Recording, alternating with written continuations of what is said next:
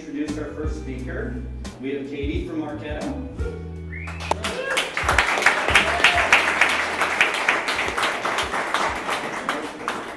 So as you mentioned, my name is Pedroza here with Marketo, and today I'm going to be talking about how Marketo launched Pendo over the past year. So a little bit about who I am, besides making tamales and visiting cat cafes. As mentioned, I work on the customer marketing team, and I specifically focus on creating advanced adoption programs for our customers. As part of that, I also sit on our Pendo core team. So today I'm going to talk to you guys a little bit about how over the past year, the customer marketing team and Marketo in general has been implementing Pendo. So for those who don't know, Marketo is an engagement platform with about 14,000 daily active users. And if you've never used Marketo before, there's probably 20 different ways to do a single action in Marketo. And back in February, our team, the customer marketing team, first heard about Pendo from the single UX designer that was working in Pendo at the time. So we had one person who was responsible for tagging pages and tagging features, creating guides, all of that. And immediately our team saw the huge opportunity that we had to be communicating with customers in a way that we had never done before. We were able to actually see how they were using their product, our product, and see where we could actually make the biggest impact for them, to hit them at their pain points, and communicate directly to them in their instance of Marketo. At the same time, we also realized that there were a lot of people who were wanting, at our company, who were wanting to communicate to customers using Pendo, and we realized we didn't want to overwhelm them with activity. We didn't want to start sending them information that wasn't going to be useful to them. So being a very typical customer marketing team, we decided that we needed to take a step back and really think about how we were going to approach this situation. So for us, that meant creating a very phased approach to how we were going to launch Pendo. And that meant planning, testing, and then finally launching. So today I'm going to walk you through those 3 phases of how we decided to plan, test, and launch. So starting with phase 1, planning and governance. From working in Marketo for the past year and a half or so, we realized that without a proper plan in place, implementing a new tool like Pendo was going to be pretty overwhelming. We also realized very quickly that we weren't the only team who was going to be utilizing Pendo. So to start things off, we decided to go ahead and form what we called the Pendo core team. And this was a team created to collaborate across functions to create and implement a process of ideation and approval for everything Pendo. So we didn't want to be creating stuff in a silo, and we wanted to be creating it as a team. So at Marketo, our Pendo core team structure looks something like this. It involves customer marketing, product, user experience, and product documentation. And we wanted to make sure that each individual person wasn't just responsible for something of their own. We wanted to have shared responsibilities. This was a big project, and we all had other jobs that we were doing at the same time. And so together as a team, we created shared responsibilities. And those shared responsibilities were process documentation. We wanted to make sure that each individual team had their own priorities, but we wanted to come together to make sure that we could all collaborate on specific processes. Those are things like creating guides, requesting guides across the company, creating tagging, how we would be using the data that we were receiving from Pendo, things like that. The next core responsibility that we had was to act as a gatekeeper. And this is both for information flowing in and out of Pendo. We wanted to make sure that we had eyes on everything that our customers were going to be seeing, and make sure that we were seeing all the data that we were receiving from our customers, and ensure that it was correct and was going to be able to be used properly across the organization. Our third shared responsibility was to create templates and standards. Nothing would be worse than for one of our customers to go in and be served up one guide in a specific area of Marketo, and then receive a totally new guide in a very different style and format in another area of Marketo.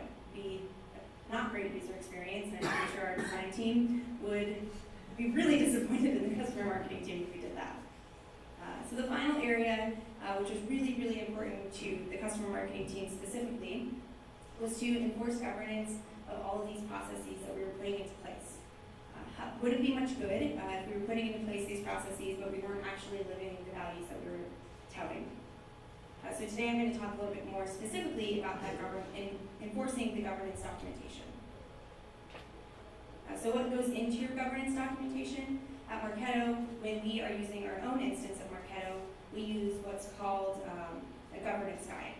And it really dives deep into how each user is specific, or how each group is using their instance of Marketo. So we took that same idea and applied it to Pendo and created what we call the Pendo governance guide. And for us as a team, when we started coming together to think about what would go into that governance guide, everybody had a different idea. And so we decided that you put everything in the governance guide.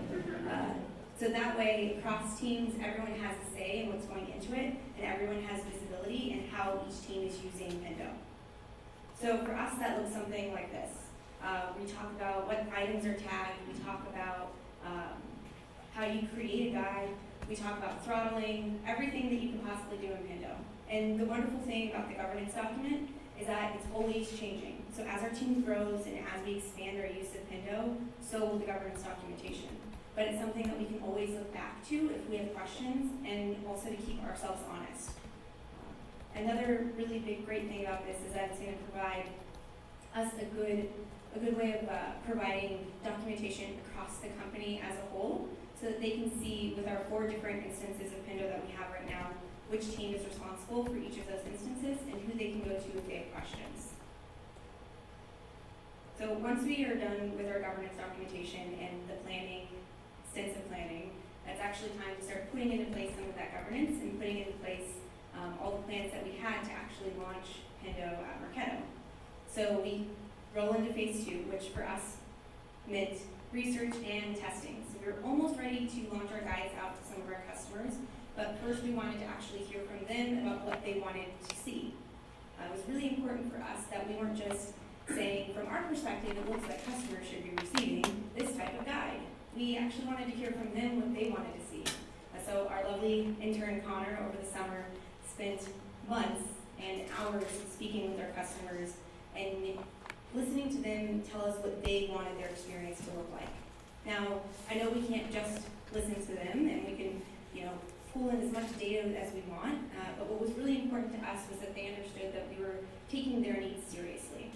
And we found out a couple of really great things that helped influence the guides that we were creating later down the line. So some of the research that the customer interviews revealed to us is that 33% of our high adopters really wanted to receive tooltips. They didn't want to be interrupted in the middle of the flow of Marketo. If any of you guys are Marketo users or use something similar, you'll know that if you're in the middle of a smart list, you definitely don't want to be interrupted with a guide telling you something that you could be doing better. You just want to be doing your work. But if you're a brand new user, 40% of them really preferred to see walkthroughs. They needed their hand held a little bit more, because as mentioned before, Marketo can be pretty intricate and there are a lot of ways to use it. So they were looking to us to provide a couple of best practices as they're starting out. One thing that we knew for sure was that all of our customers wanted to see this end product help. We literally had somebody stop us in the middle of an interview to say, oh my gosh, if you're telling me this is coming to Marketo, I am so excited. And we're like, well, that's kind of what the whole interview is about, but beside the point. So it's great to see their enthusiasm for the way that we were changing how we were communicating with them. But of course, once the research is over, we have to move into our pilot phase. And so we chose this opportunity to work with one of our strategic customers to come together and create some joint goals to launch Pendo to their user base. So this particular customer has over 500 users that are in Marketo every day. And we took this as an opportunity to be able to work with them to create guides that specifically targeted joint goals. And one of those joint goals was to reduce their internal tickets that they were receiving that had to do with Marketo. So we decided to create guides that targeted a very specific area of Marketo and see if that would make an impact with their ticketing system. And in the end, we found that it did. There was a significant reduction in tickets associated with the key area of Marketo that we were targeting.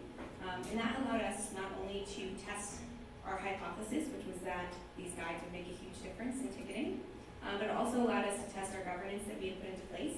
That allowed us to see where we had gaps in QAing. It allowed us to see how the guides were going to be affecting users' different behaviors, and it also allowed us to really learn a lot of best practices around how we were setting up our reporting and guide creation in general.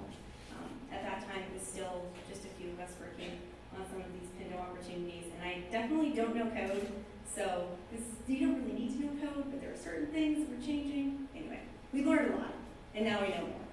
Wonderful. But once you're done with the pilot, it's a single customer that we are impacting, and we are ready to start rolling this out to most of our customers, or a larger portion, I should say. So we decided to do a beta launch in our Australia and New Zealand region. And in this launch, we took all of that customer research that we had done over the summer, and we targeted guides at areas that we had seen them wanting to see some additional tips. And what we've seen so far, we just launched those guides a couple of weeks ago, and what we've seen is a significant change to their behavior. We launched guides specifically around reporting, and we've seen them actually start using the tool a little bit more extensively, which is fantastic for us. We were able to actually gain insights into guide type preference by utilizing A/B testing. And we've also identified some guides that we actually want to roll out to our larger customer base. So taking this really phased and methodical approach has helped us to really understand what our customers are needing and wanting and where we can make a big impact, which then leads into our full launch.